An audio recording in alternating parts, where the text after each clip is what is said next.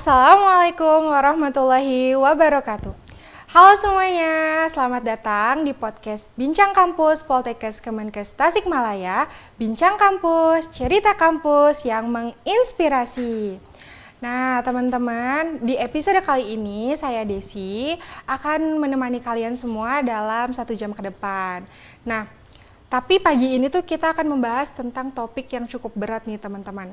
Teman-teman sendiri tahu nggak ya topiknya apa? Kira-kira? Nah, topiknya itu tentang bullying pada remaja. Dan kali ini saya nggak sendirian karena saya ditemani dengan narasumber yang sangat menginspirasi sekaligus beliau juga sebagai dosen di Poltekkes Kemenkes Tasikmalaya. Langsung saja kita sapa kepada Ibu Rinela. Halo Ibu, selamat pagi. Selamat pagi. Ya, gimana kabarnya Ibu pagi ini? Alhamdulillah luar biasa, saya sehat sekali. Oke, Ibu, ini kan ada istilah tak kenal maka tak sayang nih. Boleh dong Ibu sapa dulu nih para pendengar yang lagi dengerin mungkin di rumah atau di kampus atau lagi jalan-jalan nih supaya lebih kenal dan cerita sedikit tentang profil Ibu. Baik, oke, terima kasih ya Desi Iya, ya. Ibu. Halo Sobat Bincang Kampus, saya Rina Padmawati. Saya merupakan salah satu dosen di kebidanan di kampus Cirebon. Oke, Ibu, ini kan kita masih pagi banget nih, tapi kita udah bahas topik yang cukup berat sekali gitu ya Bu ya, tentang bullying atau perundungan gitu nih Bu. Menurut Ibu sendiri nih, gimana sih maksud dari perundungan sendiri itu buat remaja gitu tuh? Oke, marak ya. Saat ini kita sudah banyak melihat gitu ya berita-berita yang tentang mengalami perundungan remaja, apalagi dewasa ini atau baru-baru ini banyak kejadian-kejadian yang akhirnya melakukan menyakiti dirinya sendiri, betul. ataupun mungkin malah menyakiti orang lain yang katanya efek dari perundungan. Efeknya ternyata luar biasa Gitu, karena Bu. perundungan itu. Nah, kenapa saya ini maksudnya merasa tertarik ya ke perundungan, karena perundungan ini adalah salah satu topik di dalam kesehatan reproduksi remaja yang ada di dalam cakupan kebidanan tersebut. Jadi saya memang konsentrasi dalam 5 tahun ini belakangan ini berkecimpung di dunia remaja.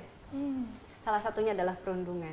Nah, perundungan ini memang banyak sekali ya teman-teman Sobat Bincang Kampus yang mungkin saja tidak dirasakan oleh kita awalnya. Karena awalnya tuh bilangnya, ini mah bercanda. Betul. Itu mah baperan aja gitu. betul, Padahal Bu. itu salah satu bentuk bullying atau perundungan gitu. Iya sih Bu, sebetulnya. bener, karena kadang tuh tanpa sadar ya kalimat yang kayak ini mah bercanda doang gitu, ternyata itu punya efek yang cukup besar ya Bu. Iya, betul. Makanya kan kita harus tahu dulu nih, bercanda dengan bullying atau perundungan itu seperti apa gitu ya. Karena kan yang namanya bercanda, kalau contohnya bercanda, saya bercanda sama Desi, nah, Desinya suka, itu sih nggak masalah. Nah, kalau yang dinyatakan perundungan atau bullying itu, salah satunya contohnya ya teman-teman atau Sobat Bincang Kampus, kalau kita melakukan bercanda kepada orang lain, tapi orang yang diajak bercanda kita tidak nyaman, atau ingin memberhentikan atau ingin menyetop, tapi kita selalu melakukan atau meneruskan, itu salah satu perundungan. Nah, perundungan itu diawali dengan contohnya olok-olokan gitu loh. Oh iya, kadang tuh kalau masa sekolah tuh sama teman-temannya suka ngejek gitu, tapi Ya. istilahnya bercanda doang gitu ya. Ya. Tapi sebenarnya itu bisa masuk ke perundungan ya Bu. Betul, dan perundungan itu banyak macamnya ya. Tidak hanya perundungan secara olok-olokan, atau disebut juga dengan perundungan secara verbal, bisa juga secara fisik deh sih. Oh gitu Bu. Ataupun secara psikologis, ada cyberbullying juga. Banyak sekali yang namanya perundungan atau bullying itu. Oke, Ibu, ini kan tadi tuh udah banyak banget jenis-jenis perundungannya. Ibu bisa juga nggak sih kasih ke pendengar sendiri dari contoh-contohnya gitu, terus juga biar pendengar sendiri ini bisa bisa tahu batasan mana yang sebenarnya ini tuh perundungan, mana yang sebenarnya ini bercanda aja gitu. Baik. Gini ya Sobat Bincang Kampus, mungkin kita sendiri merasa bahwa saya kan bercanda, tapi ternyata itu salah satu masuk ke dalam perundungan secara verbal. Hati-hati, yang tadi digarisbawahi bahwa perundungan itu apabila pihak yang kita ajak berkomunikasi atau kita ajak untuk bercanda itu tidak nyaman atau merasa tersakiti. Stop itu. Biasanya kan ada perubahan secara mimik atau ekspresi ya secara verbal. perundungan yang lainnya ada perundungan secara fisik. Ya kita tahu semua ya, kalau kita mungkin memukul, nyubit, menjambak atau menampar, itu salah satu perundungan secara fisik. Pasti semua orang atau orang yang diperlakukan seperti itu tidak nyaman atau tersakiti. Ada juga contohnya perundungan yang lain, yaitu cyberbullying atau perundungan lewat cyber. Nah ini hati-hati, sekarang sudah mulai marak nih, gitu ya. Betul. Nah itu apa yang disebutkan dengan jempolmu adalah harimaumu. Ada juga yang contohnya kekuatan netizen. Nah itu juga berbahaya karena komentar-komentar yang negatif terhadap seseorang itu bisa dinyatakan sebagai perundungan secara cyber. Kenapa bisa terjadi? Banyak, kadang-kadang kan ngerasa nggak tahu tuh ekspresinya ya. Kalau kita secara verbal gini kan tahu, contohnya saya menyinggung perasaannya Desi mungkin ekspresi berubah. Mungkin kalau kita sudah tahu, kita mungkin akan stop itu. Tapi kalau yang namanya cyberbullying atau contohnya perundungan secara cyber itu, kita tidak bisa melihat orang atau ekspresinya. Jadi kita nyantai aja gitu ya. Nyebutin kamu itu, maaf mungkin saya akan contohkan secara ini, kalimat-kalimat yang keluar kasar atau mungkin bahasa-bahasa binatang yang keluar. Nah, itu juga salah satu cyberbullying. Gitu. Berarti kita juga harus tetap hati-hati ya Bu ya dalam bermedia sosial, harus tetap bijak gitu kan. Apalagi kita tuh remaja juga, anak sekolah sekarang udah banyak yang pegang handphone, tapi tanpa sadar ternyata dari handphone itu kan media sosial atau game sendiri tuh menampilkan hal-hal yang bisa berdampak negatif yang merujuk ke bully sendiri ya Bu ya. Betul sekali. Nah Ibu, sebenarnya dari perundungan sendiri tuh apa sih yang mengakibatkan mereka tuh mengakibatkan mereka tuh melakukan perundungan, pelakunya sendiri tuh? Baik, banyak ya, banyak faktor yang akibatnya melakukan suatu perundungan.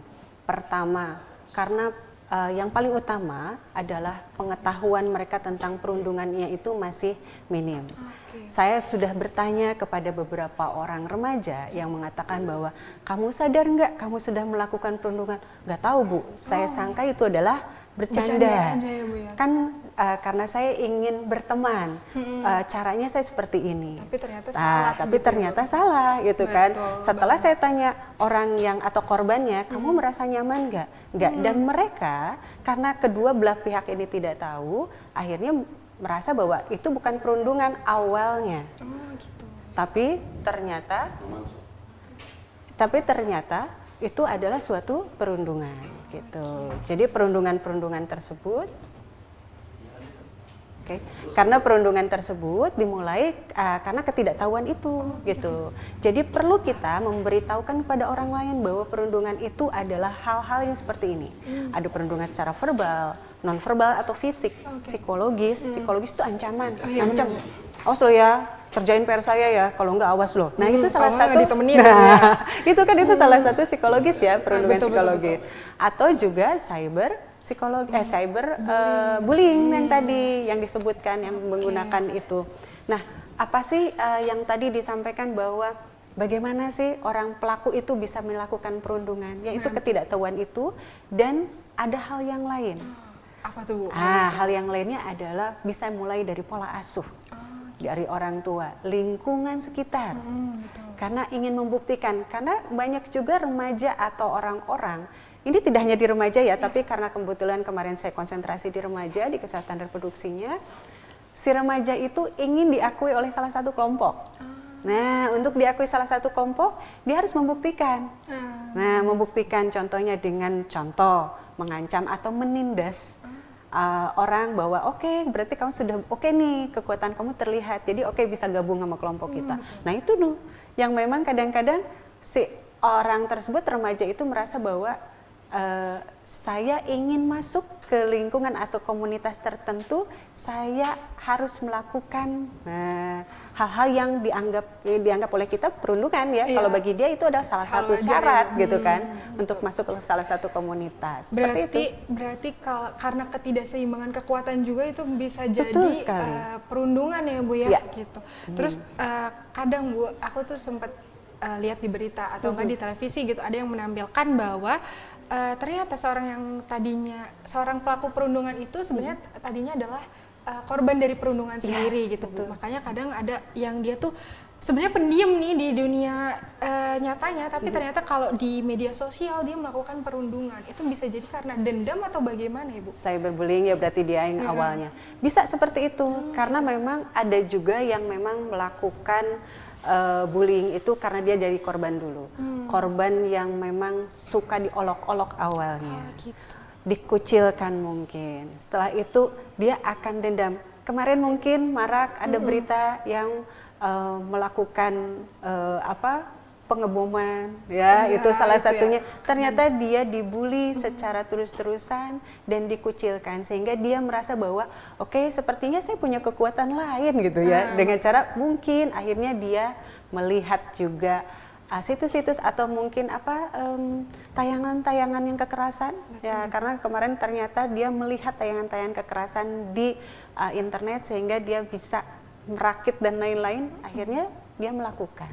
Itu karena mungkin manifestasi ya, mungkin dia merasa bahwa saya bisa kok gitu kan ya. Kok saya ditindas terus, itu bisa. Makanya itu bahaya perundungan itu seperti itu. Bisa menyakiti dirinya sendiri ataupun bisa menyakiti orang lain. Ternyata bahaya juga ya Bu ya teman-teman. Iya, jadi betul. harus tetap hati-hati gitu. Nah Ibu, tadi ternyata dari yang tadi kita bicarakan gitu, kan nggak cuman pelaku sama korban aja, ternyata yang nonton bully gitu, aksi bully itu juga mereka punya pengaruh besar nggak sih Bu sebenarnya gitu? Pastinya gitu. Gitu. Kadang terus terang saya sendiri pernah menjadi suatu orang ketiga ya, maksudnya di antara yang melakukan bullying gitu. Jadi apa sih yang harus kita lakukan sebagai penonton gitu ya, atau contohnya orang ketiga lah ya, intinya seperti itu. Bagaimana?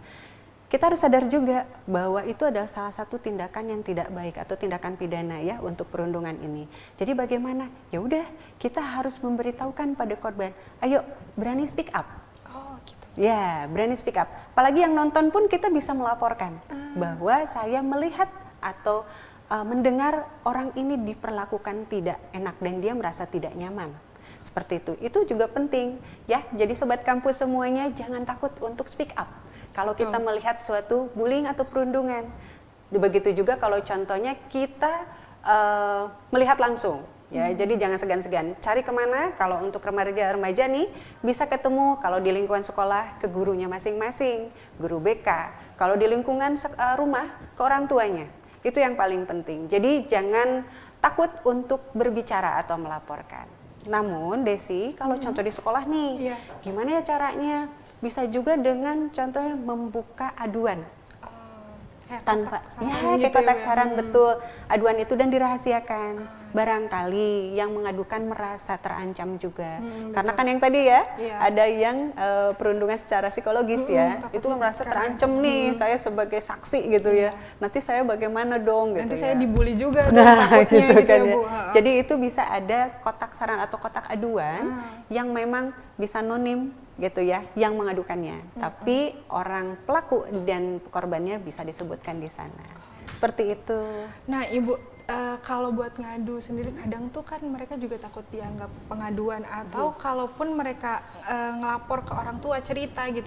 Kadang respon orang tua tuh ya cuman kayak ya udah yang sabar aja gitu ya. Itu kan sebenarnya nggak terlalu membantu banget ya Bu, karena kan kadang anak juga butuh yang namanya dukungan nih, harus kayak gimana. Nah itu gimana sih Bu saran nih buat orang tua penonton sendiri biar nanti ketika anaknya cerita tentang perundungan ini bisa ditanggapi dengan benar gitu Bu. Betul, baik.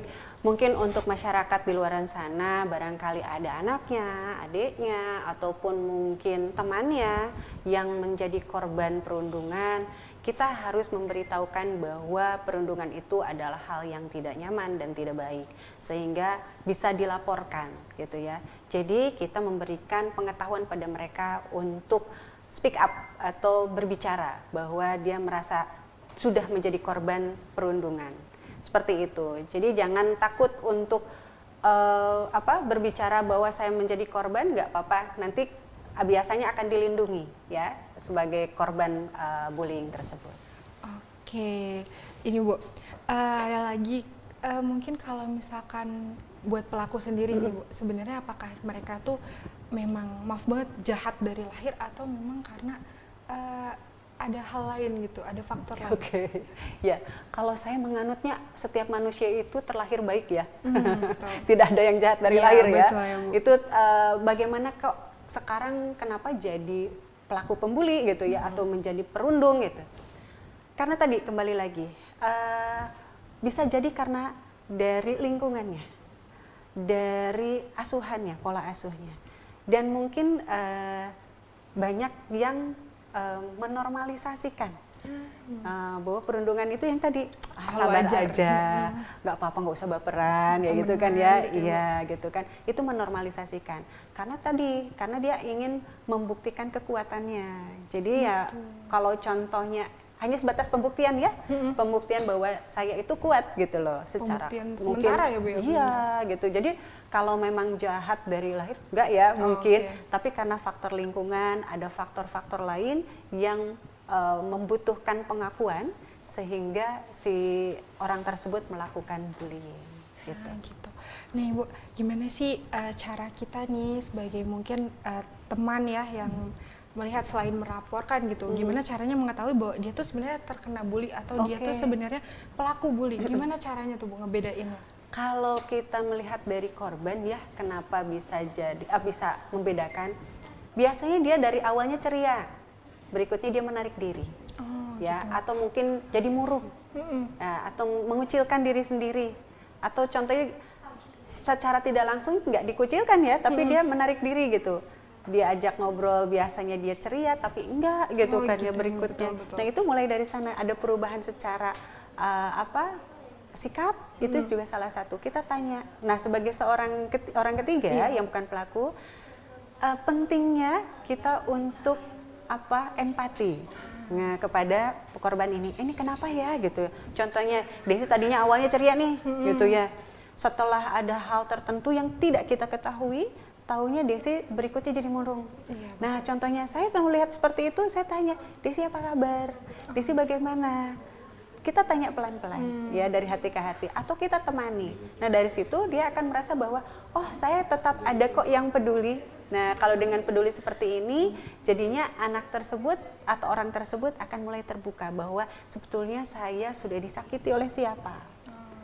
Saya tuh kok dia begini ya sama saya, contoh begitu. Nah kalau contohnya kita sudah tahu nih, ternyata dia sudah mengalami perundungan, kita berikan advice atau saran bahwa kamu sebetulnya sudah mengalami perundungan, mungkin kamu bisa laporkan ini, seperti itu. Berarti harus mendekatinya pelan-pelan ya Bu ya, karena kan dari korban sendiri nggak mungkin langsung mau cerita gitu kalau dibully, takutnya dia malah lebih kena bulian karena ngadu ke orang lain ya Bu ya.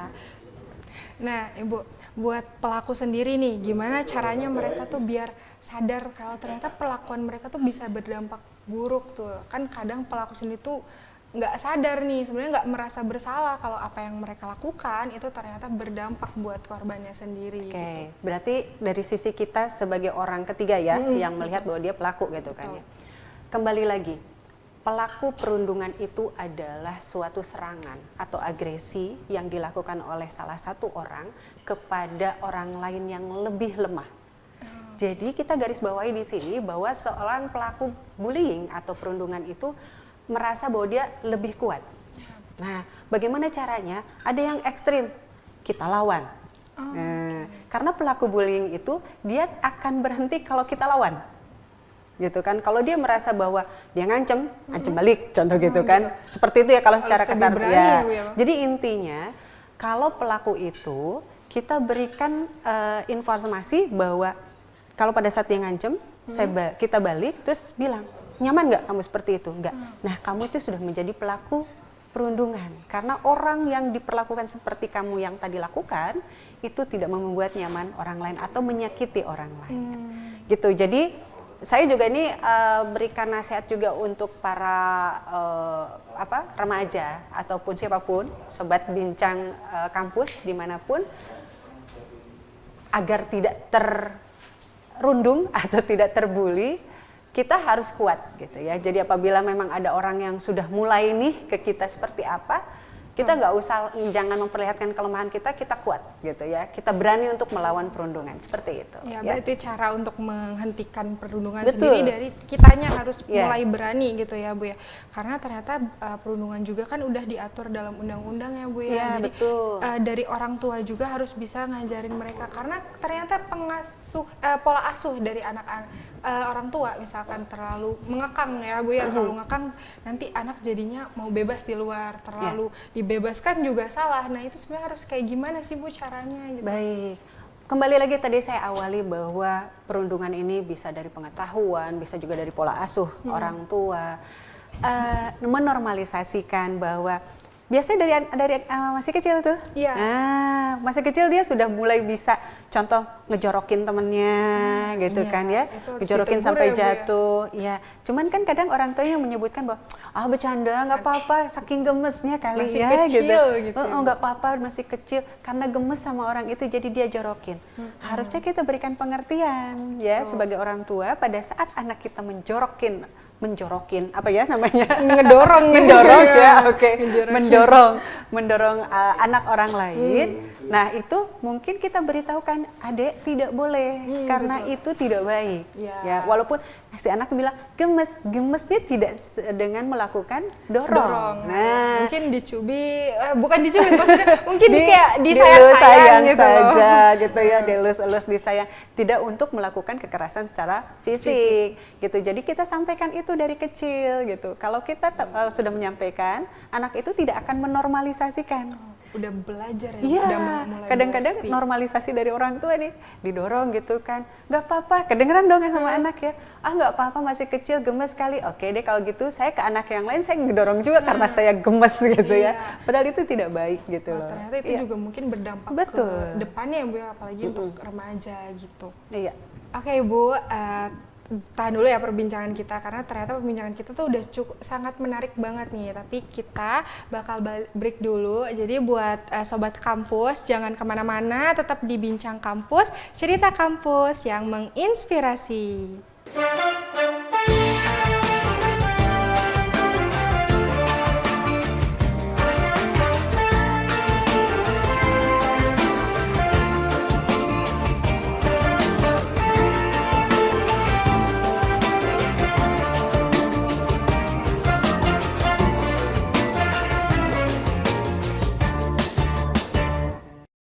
Halo Sobat Kampus, balik lagi nih bareng kita di Bincang Kampus Poltekkes Kemenkes Tasikmalaya. Bincang Kampus, cerita kampus yang menginspirasi.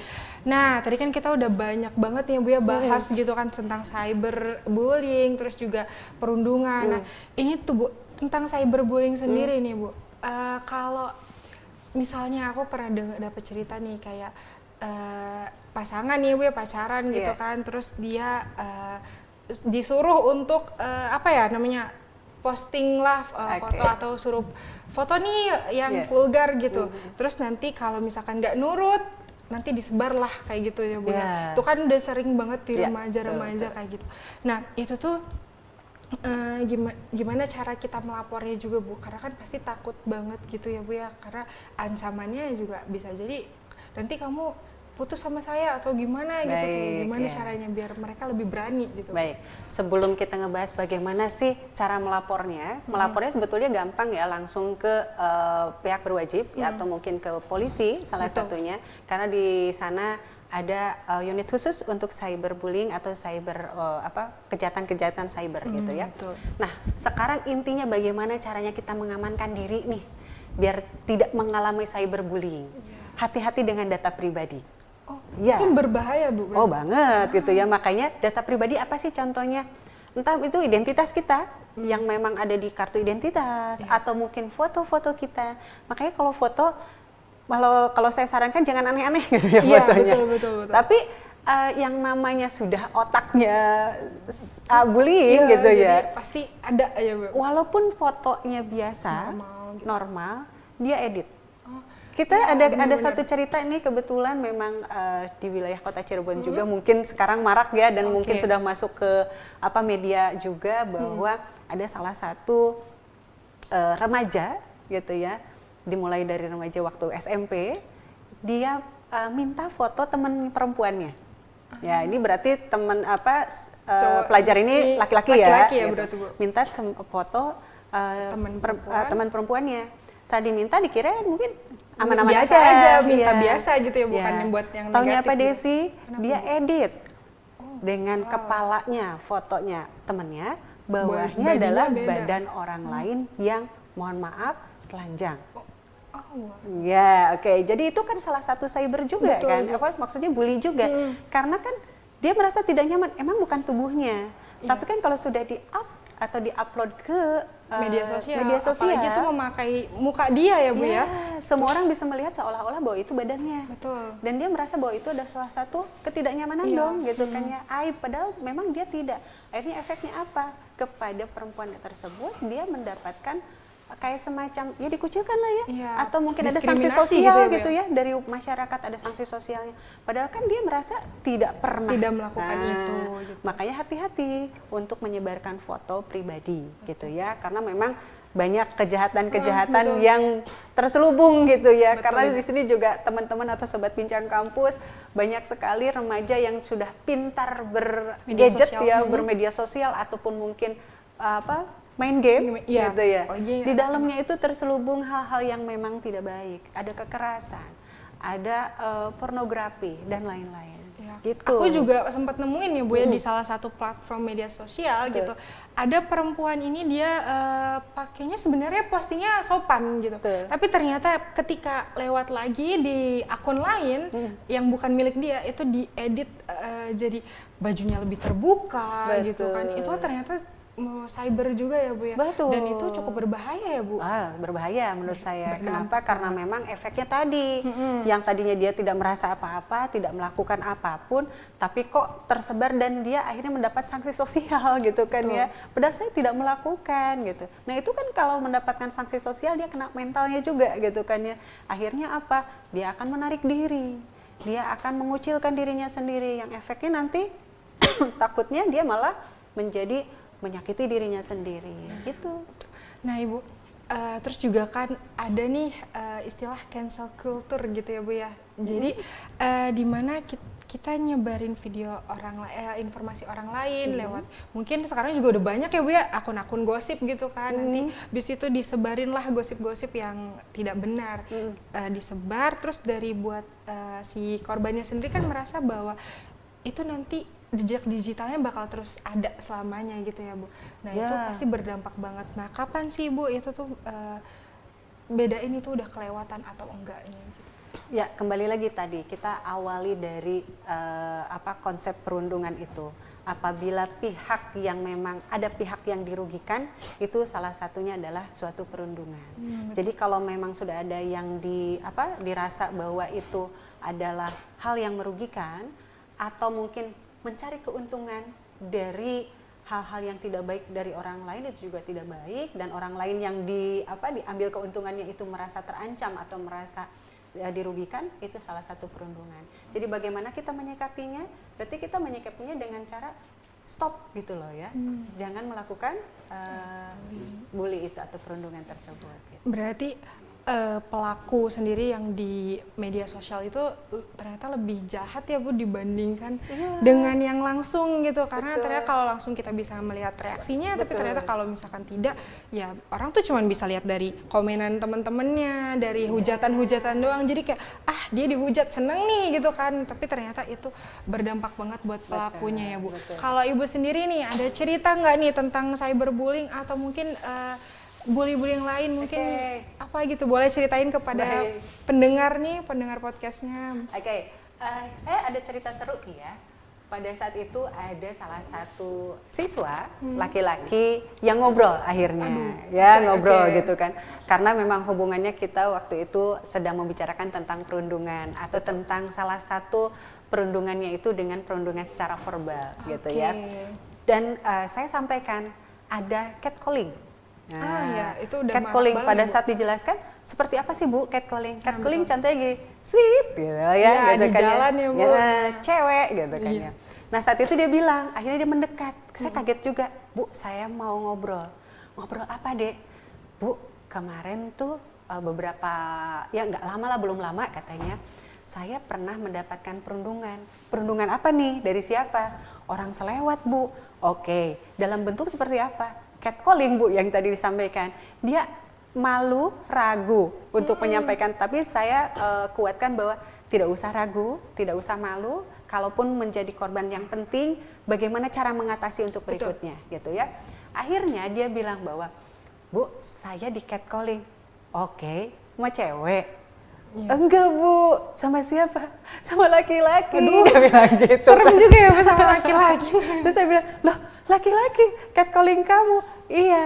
Nah, secara fisik memang anaknya cakep gitu ya, gitu. Memang tinggi, tegap gitu ya. Terus dia memang berbadan yang sedikit atletis gitu ya. Memang walaupun memang masih di SMA waktu itu, tapi taraf fisiknya bagus. Udah bagus. Jadi dia di catcalling sama laki-laki. Saya bilang gini, tahu nggak Bu laki-lakinya kayak gimana?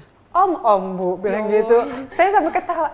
Kayak bukan mentertawakannya, tapi saya bilang gini, waduh, terus kamu gimana? Bu, saya merinding Bu, gitu ya, begini gitu ya. Kan di catcallingnya sama laki-laki, om pula gitu.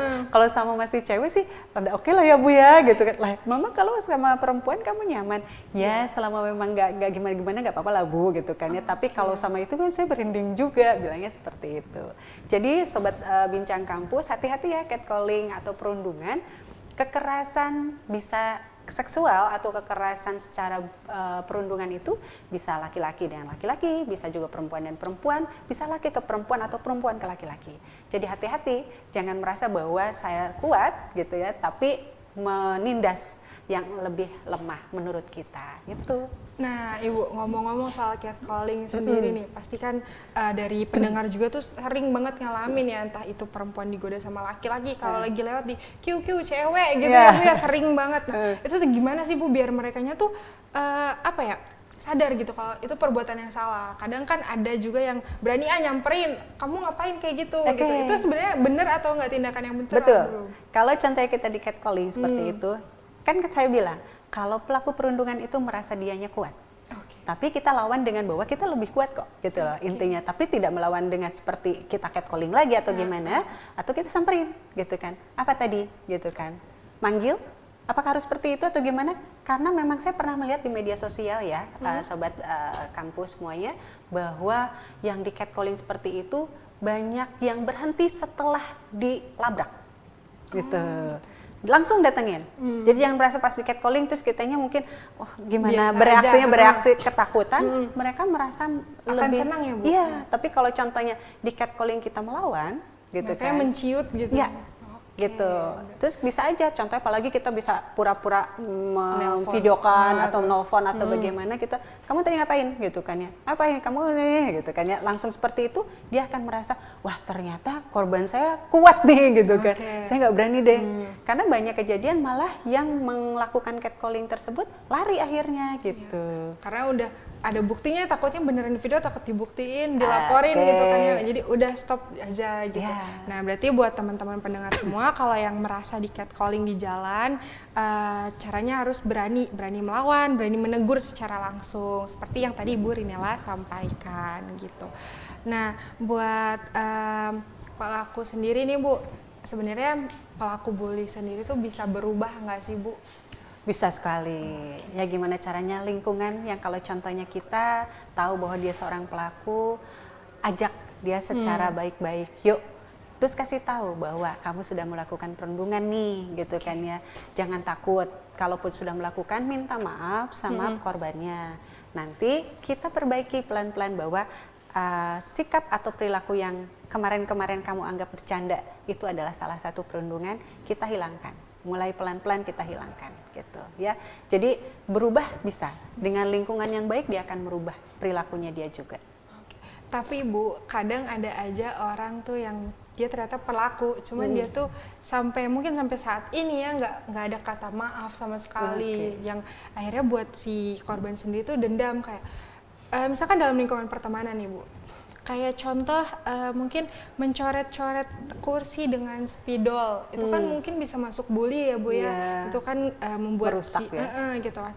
Nah itu tuh sampai sekarang orangnya sendiri tuh belum ada kata maaf gitu, tapi dari pelakunya dari korbannya maaf Bu, dari korbannya sendiri akhirnya tuh memilih untuk oh, udahlah saya menjauh aja deh daripada nungguin minta maaf, itu tuh bakal jadi dendam sendiri nggak sih buat korbannya sendiri, Bu? Korban mungkin harus harus ada